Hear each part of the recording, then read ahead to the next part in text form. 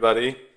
I am here to talk about MCP and why was it created.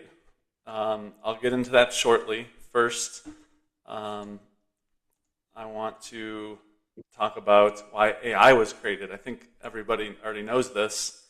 It was created to write haikus. A haiku is a three-line poem with a specific syllable structure, 575. Traditional haikus often capture moment or observation about life. And here's a haiku by Claude, inspired by the Quality Jam announcement. Lightning words ignite. Portland minds dance through the night. Quality takes flight. Well, that's beautiful, isn't it? But it's not super helpful for my business. All joking aside, AI and MCP are doing amazing things today. So why was MCP created? Well, I think everybody knows this. It is to get current weather forecasts directly in their chatbots. Up until recently, you needed an MCP server for this. Now, with the advent of web searches and chatbots, current weather is accessible. But is it predictable? Will you get a report from the same source each time? This is where MCP comes in. Model Context Protocol. Let me break down the name into parts and explain. So model is the AI, is the chatbot, is the large language model. This is the interface we're most familiar with. And I forgot to advance my slides.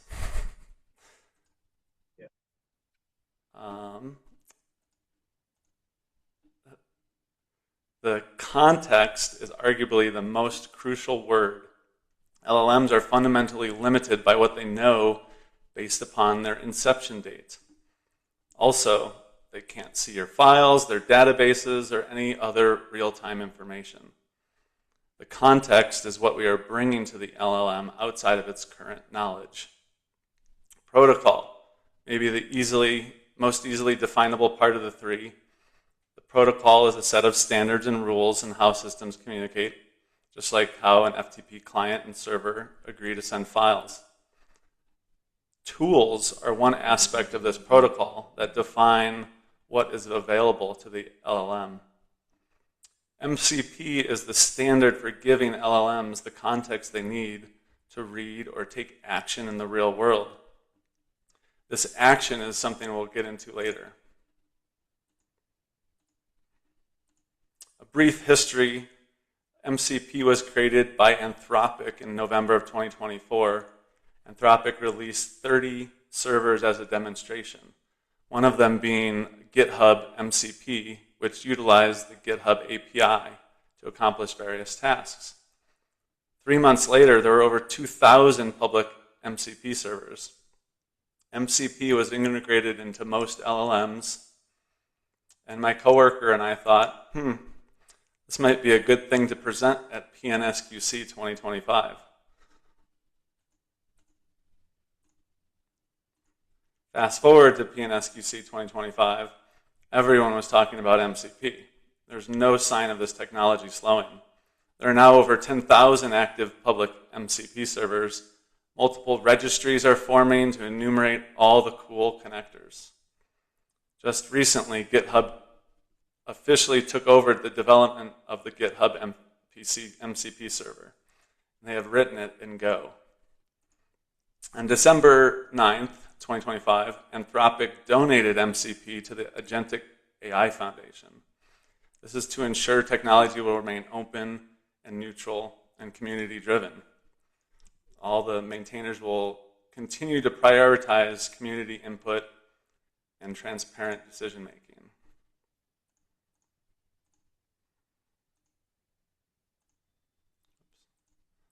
So why should we and our teams care? Many QA teams today struggle with fragmented workflows. Our testing workbench, CI/CD being somewhere else, source code in a repo, tickets live in different systems. Evidence of test failures are scattered across logs, alerts, and dashboards. None of this is unusual. It's quite normal. and it's drawn out. Basically, when something fails, the workflow turns into a scavenger hunt. MCP to the rescue. MCP will help organize all that stuff in one place. It securely connects to your tools and works across the board. It will read, write, analyze, so humans can stop doing the integration work. People can let go of the scavenger hunt. Teams should care about their effectiveness. There are now over 10,000 active public MCP servers, as I said before. You can find out about these on modelcontextprotocol.io, GitHub. Basic servers are focused around content retrieval. They range upwards to take action within software as a service, checking in code, ops automation. Enterprise-grade infrastructure now exists via MCP from all the major players. What about QA tools? Playwright has MCP. QAs can now stop wrestling with how do I automate this and focus on what matters to the user. You describe your intent and your AI can drive a real browser to capture locations, locators, steps, and assertions.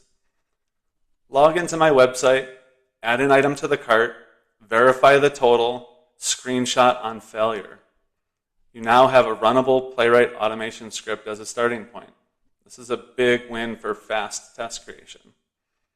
Are you developing with APIs? Are you testing APIs? Postman has an MCP server. You can connect, collaborate with your online collections, build and modify tests easily with your LLM. What about specifications? Tickets, cards, Jira, GitHub, Trello, Azure, all of these systems have connections with MCP servers. You can ask your LLM to read the specification and create necessary tests. With enough context, these tools have the ability to make changes end to end. And with thorough planning, we can monitor the progress and adjust for risk, failure modes, and mission-critical changes. But that's not all. There are tools for everyday use. Financial planning, such as reading current stock markets, news media. We can get weather reports. We can plan vacations. Most important of all, with Yelp, we can order a pizza and have the LLM decide on what toppings to include. For those of you seeking a new job, Dice just announced their MCP server. Instead of filling out text boxes and search criteria, you can describe what you want in plain English. You can include sentences that have job title in it, location, radius, workplace type, employment type. Just ask for a senior SDET role in the last 3 days within 25 miles of Portland, Oregon. Focus on hybrid work arrangements and technologies like Microsoft and Azure.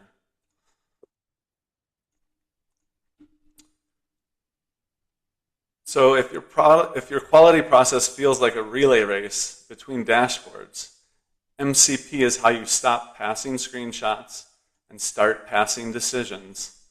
Start small, connect your LLM to one source of truth, your code repo, CI/CD results, or test reports. Then ask one question you would normally answer by clicking through multiple tabs. Did that keep you from a mini scavenger hunt? Will it allow for a repeatable pattern in the future? Try adding one more system. That equals one less scavenger hunt. That's compounding the payoff.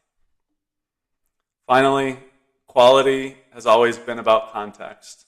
What changed, what risk increased, and what evidence can we trust? A closing haiku by GPT 5.2. Context joins the dots. Evidence beats guesswork fast. Quality moves on. Thank you.